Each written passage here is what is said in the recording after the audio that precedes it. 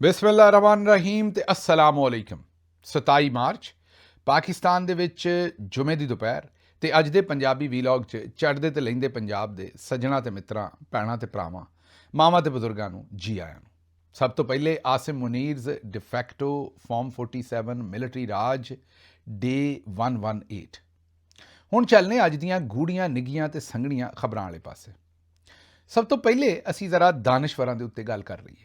ਕਿਸੇ ਵੀ ਮੁਲਕ ਦੇ ਵਿੱਚ ਜਿਹੜੇ ਦਾਨਸ਼ਵਰ ਨੇ ਉਹ ਮਾਵਾਂ ਦਾਨਸ਼ਵਰਾਂ ਨੂੰ ਜੰਮਦੀਆਂ ਨਹੀਂ, ਮਾਵਾਂ ਸਿਹਤਮੰਦ ਬੱਚੇ ਜੰਮਦੀਆਂ ਨੇ, ਜਿਨ੍ਹਾਂ ਦੀ ਪਰਵਰਿਸ਼ ਕਰਦੀਆਂ ਨੇ, ਉਹਨਾਂ ਦੇ ਉੱਤੇ ਮਿਹਨਤ ਕਰਦੀਆਂ ਨੇ, ਫਿਰ ਉਹ ਬੱਚੇ ਪੜ੍ਹਦੇ ਲਿਖਦੇ ਨੇ।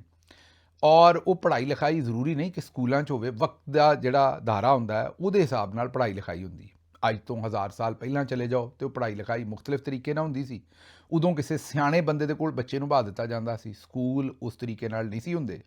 ਉਹ ਸਿਆਣਾ ਬੰਦਾ ਜਿਹੜਾ ਉਹਦੇ ਕੋਲ ਇਲਮ ਹੁੰਦਾ ਸੀ, ਜਿਹੜਾ ਉਹਨੇ ਹਾਸਲ ਕੀਤਾ ਹੁੰਦਾ ਸੀ, ਉਹ ਅੱਗੇ ਬੱਚਿਆਂ ਨੂੰ ਦੇ ਦਿੰਦਾ ਸੀ। ਫਿਰ ਸਕੂਲ ਆਏ, ਫਿਰ ਯੂਨੀਵਰਸਿਟੀਆਂ ਆਈਆਂ, ਫਿਰ ਇਸ ਤਰੀਕੇ ਨਾਲ ਜਿਹੜੇ ਕੰਮ ਚੱਲਦੇ ਗਏ। ਤੇ ਕਹਿਣ ਦਾ ਮਤਲਬ ਇਹ ਹੈ ਕਿ ਇਹ ਜਿਹੜੀ ਸਿਆਣਤ ਹੈ, ਜਿਹੜੀ ਦਾਨਸ਼ਵਰੀ ਹੈ, ਜਿਹੜੀ ਵਿਜ਼ਡਮ ਹੈ, ਇਹ ਜ਼ਰੂਰੀ ਨਹੀਂ ਕਿ ਡਿਗਰੀਆਂ ਨਾਲ ਆਵੇ, ਕਿਸੇ ਦੇ ਕੋਲ ਪੜ੍ਹਾਈ ਦੇ ਨਾਲ ਆਵੇ, ਲੇਕਿਨ ਇਹ ਸਫ਼ਰ ਦੇ ਨਾਲ ਜ਼ਰੂਰ ਆਉਂਦੀ ਹੈ। ਜਿਹੜੇ ਬੰਦੇ ਨੇ ਵੀ ਸਫ਼ਰ ਕੀਤਾ ਹੁੰਦਾ, ਮਸਲਨ ਤੁਸੀਂ ਕੋਈ ਵੱਡੇ ਜਿਹੜੇ ਔਲੀਆ ਅੱਲਾ ਨੇ ਉਹ ਵੇਖੋ, ਉਹਨਾਂ ਨੇ ਇੱਕ ਥਾਂ ਤੋਂ ਦੂਸਰੇ ਪਾਸੇ ਸਫ਼ਰ ਇਖਤਿਆਰ ਕੀਤਾ ਹੈ। ਕੋਈ ਵੱਡੇ ਤੁਸੀਂ ਬਜ਼ੁਰਗ ਵੇਖੋ, ਕੋਈ ਤੁਸੀਂ ਅੱਲਾ ਦੇ ਪੈਗੰਬਰ ਵੇਖੋ, ਉਹਨਾਂ ਨੂੰ ਵੀ ਅੱਲਾ ਨੇ ਸਫ਼ਰ ਕਰਵਾਇਆ। ਹਾਲਾਂਕਿ ਉਹਨਾਂ ਦਾ ਸਟੇਟਸ ਤੇ ਬੜਾ ਇੱਕ ਡਿਫਰੈਂਟ ਹੁੰਦਾ, ਕਿਉਂਕਿ ਉਹਨਾਂ ਨੂੰ ਤੇ ਈਮਾਨ ਕਵੋ, ਰੋਸ਼ਨੀ ਕਵੋ, ਸ਼ਊਰ ਕਵੋ, ਜੋ ਵੀ ਤੁਸੀਂ ਆਖਣਾ ਹੈ, ਉਹ ਤੇ ਅੱਲਾ ਨੇ ਖੁਸੂਸੀ ਤੌਰ ਤੇ ਦਿੱਤਾ ਹੁੰਦਾ ਹੈ। ਉਹਨਾਂ ਦਾ ਆਮ ਇਨਸਾਨਾਂ ਨਾਲੋਂ ਮਾਮਲਾ ਹੀ ਮੁਖਤਲਿਫ ਹੁੰਦਾ ਹੈ। ਲੇਕਿਨ ਉਸ ਦੇ ਬਾਵਜੂਦ ਉਹਨਾਂ ਦੀ ਜ਼ਿੰਦਗੀ 'ਚ ਵੀ ਅੱਲਾ ਨੇ ਸਫ਼ਰ ਕਰਵਾ ਕੇ, ਉਹਨਾਂ ਨੂੰ ਮੁਸੀਬਤਾਂ ਦੇ ਵਿੱਚੋਂ ਦੀ ਗੁਜ਼ਾਰ ਕੇ, ਉਹਨਾਂ ਦੇ ਵੀ ਤਜਰਬਾਤ ਕਰਵਾ ਕੇ, ਜਾਂ ਲੋਕਾਂ ਨੂੰ ਸਿੱਖਣ ਵਾਸਤੇ ਉਹਨਾਂ ਦੀਆਂ ਮਿਸਾਲਾਂ ਵੀ ਸਾਹਮਣੇ ਰੱਖੀਆਂ ਨੇ। ਮਤਲਬ ਇਹ ਕਿ ਦਾਨਸ਼ਵਰ ਜੰਮਦੇ ਨਹੀਂ, ਦਾਨਸ਼ਵਰ ਆਪਣੇ ਤਜਰਬਾਤ ਦੀ ਵਜ੍ਹਾ ਤੋਂ ਉਹਨਾਂ ਦੇ ਵਿੱਚ ਦਾਨਸ਼ਵਰੀ ਆਉਂਦੀ ਹੈ। ਪਾਕਿਸਤਾਨ ਦੇ ਵਿੱਚ ਇੱਕ ਅਜੀਬ ਹੀ ਰੌਲਾ ਹੈ। ਪਾਕਿਸਤਾਨ ਦੇ ਵਿੱਚ ਜਿਹੜਾ ਬੰਦਾ 4 ਨੋਟ ਕਮਾਉਣ ਲੱਗ ਪੈਂਦਾ ਕਿਸੇ ਕੰਮ ਤੋਂ ਹੀ, ਜਾਂ ਉਹਦੀ ਠੁੱਕ ਬਣ ਜਾਂਦੀ ਹੈ, ਉਹ ਆਪਣੇ ਆਪ ਨੂੰ ਦਾਨਸ਼ਵਰ ਆਖਣਾ ਔਰ ਅਖਵਾਉਣਾ ਸ਼ੁਰੂ ਕਰ ਦਿੰਦਾ ਹੈ। ਉਸ ਤੋਂ ਬਾਅਦ ਉਹਨੂੰ ਜੇ ਕੋਈ ਅਕਲ ਦੇਵੇ ਤੇ ਉਹ ਭੁੰਡਾਂ ਵਾਂਗ ਅੱਗੋਂ ਲੜ ਪੈਂਦਾ ਹੈ। ਮਸਲਨ ਕੋਈ ਵੀ ਬੰਦਾ, ਉਹ ਮੈਂ ਆ ਤੁਸੀਂ ਹੋ, ਜਾਂ ਤਾਂ ਕੋਈ ਬੜਾ ਵੱਡਾ ਰਾਠ ਹੋਵੇ, ਫਿਊਡਲ ਹੋਵੇ, ਬੜਾ ਵੱਡਾ ਕੋਈ ਜਾਗੀਰਦਾਰ ਹੋਵੇ, ਜਾਂ ਇੰਡਸਟਰੀਅਲਿਸਟ ਹੋਵੇ, ਉਹਦੇ 'ਤੇ ਚਲੋ ਮਾਮਲਾ ਡਿਫਰੈਂਟ ਨੇ। ਜਿਹੜੇ ਆਮ upper middle class, lower middle class ਦੇ ਲੋਕ ਨੇ, ਉਹਨਾਂ ਦੀ ਜ਼ਿੰਦਗੀ ਦਾ ਕੀ ਤਰੀਕਾ ਵਾਰਦਾਤ ਹੁੰਦਾ ਹੈ।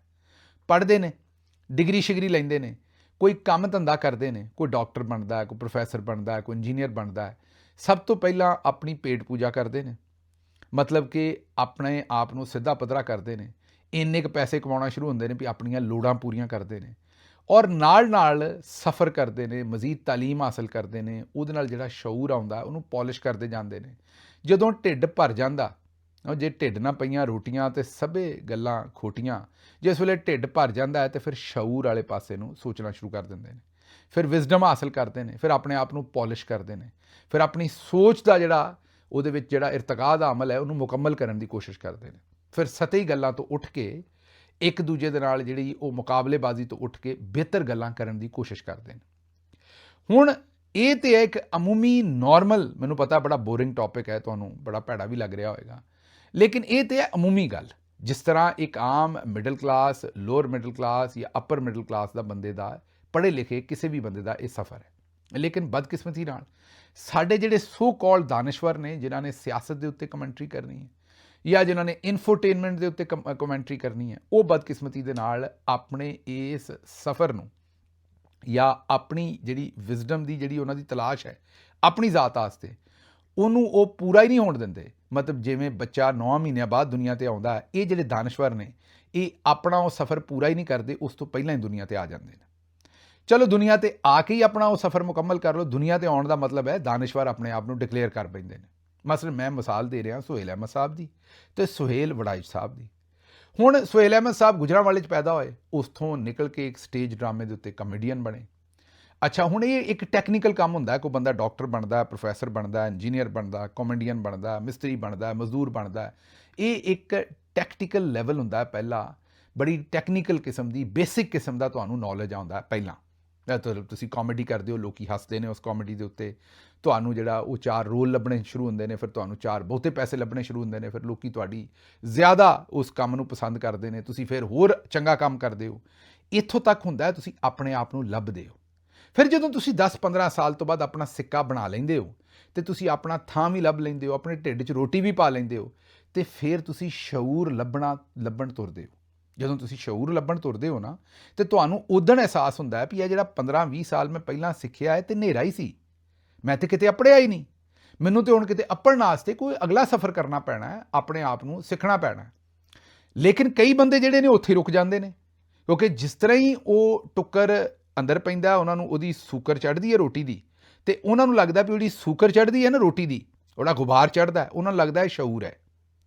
ਉਹਨਾਂ ਨੂੰ ਲੱਗਦਾ ਜਿਹੜਾ ਗੁਬਾਰ ਉਹਨਾਂ ਨੂੰ ਚੜ੍ਹਿਆ ਨਾ, ਇਹ ਜਿਹੜੀ ਥੱਲਿਓਂ ਗੁਬਾਰ ਆ ਰਿਹਾ ਉੱਤੇ ਨੂੰ ਰੋਟੀ ਦਾ ਬਹੁਤੀ ਖਾ ਕੇ, ਜਿਹੜੇ ਪੈਸੇ ਪੂਰੇ ਹੋ ਗਏ ਨੇ, ਖੀਸੇ ਭਰ ਗਏ ਨੇ, ਇਹ ਦਾਨਸ਼ਵਰੀ ਹੈ। ਉਹ ਅਗਲਾ ਸਫ਼ਰ ਹੀ ਨਹੀਂ ਕਰਦੇ।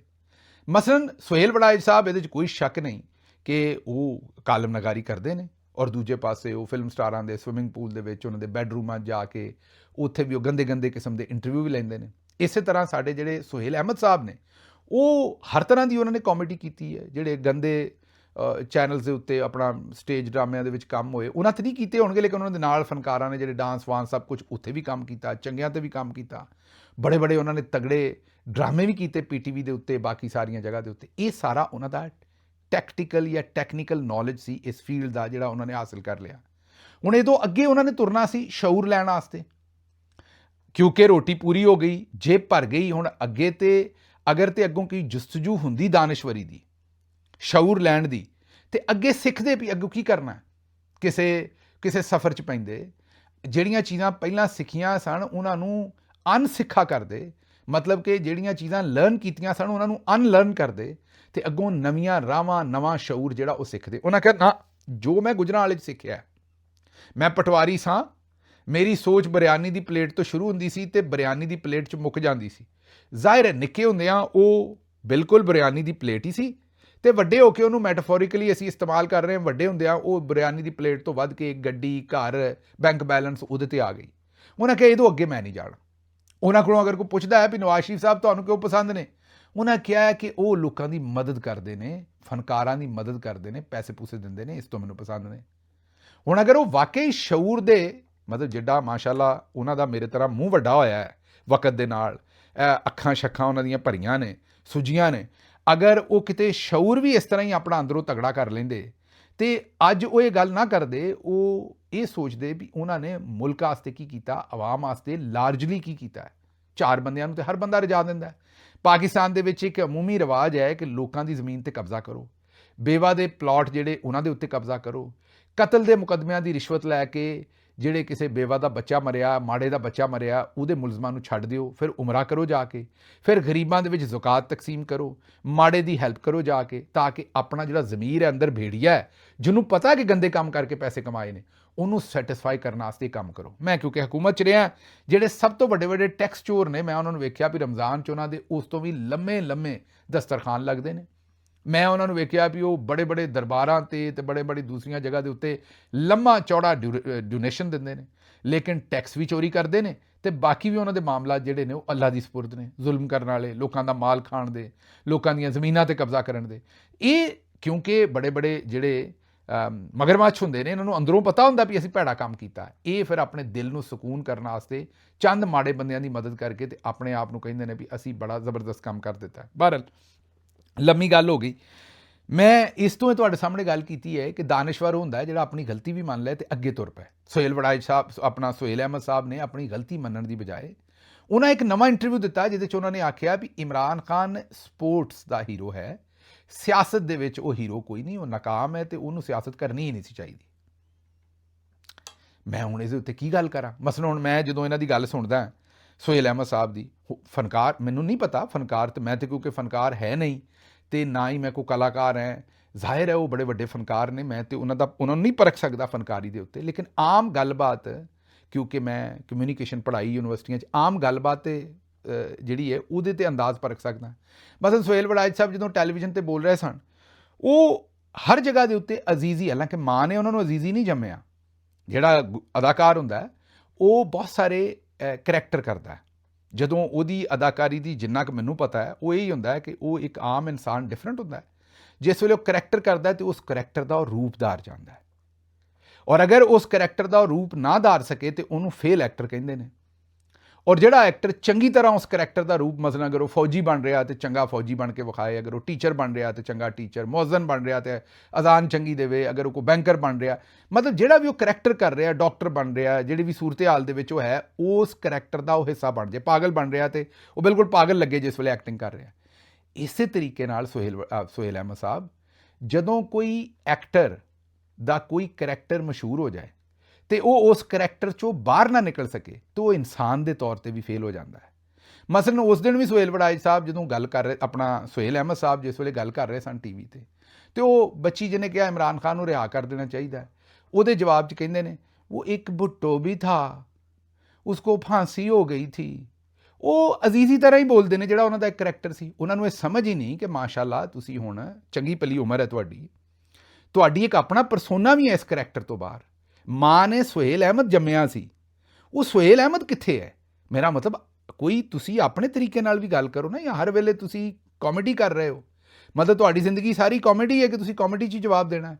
ਜਦੋਂ ਵੀ ਮੈਂ ਉਹਨਾਂ ਨੂੰ ਬੋਲਦਾ ਵੇਖਿਆ ਹੈ, ਉਹ ਆਪਣੇ ਉਸ ਕਰੈਕਟਰ 'ਚ ਫਸ ਗਏ ਨੇ, ਵਾਪਸ ਸੁਹੇਲ ਅਹਿਮਦ ਬਣ ਹੀ ਨਹੀਂ ਪਾ ਰਹੇ।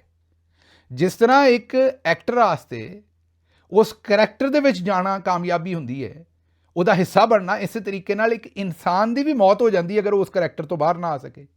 ਮਸਲਨ ਤੁਸੀਂ ਇਹੀ ਸੋਚੋ ਕਿ ਉਹ ਸ਼ਾਹਰੁਖ ਖਾਨ ਜਿਹੜਾ ਹੈ, ਉਹ ਜਿਹੜਾ ਰੁਕ ਕੇ ਡਾਇਲੋਗ ਬੋਲਦਾ, ਉਹ ਸਾਰੀ ਉਮਰ ਉਹੀ ਬੋਲੀ ਜਾਏ, ਉਸੇ ਕਰੈਕਟਰ 'ਚ ਫਸ ਜਾਏ।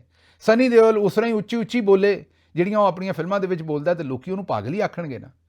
ਕਹਿਣ ਦਾ ਮਕਸਦ ਇਹ ਹੈ ਕਿ ਇਹ ਜਿਹੜੇ ਸਾਡੇ ਸੋ ਕਾਲ ਦਾਨਿਸ਼ਵਰ ਨੇ, ਮਾਜ਼ਰਤ ਦੇ ਨਾਲ, ਇਹ ਟੈਕਨੀਕਲੀ ਆਪਣੇ ਪ੍ਰੋਫੈਸ਼ਨ ਨੂੰ ਤੇ ਸਿੱਖ ਗਏ, ਉਹ ਕੰਮ ਤੇ ਇਹਨਾਂ ਨੇ ਬੜੇ ਮਾਹਿਰਾਨਾ ਤਰੀਕੇ ਨਾਲ ਕਰ ਲਏ।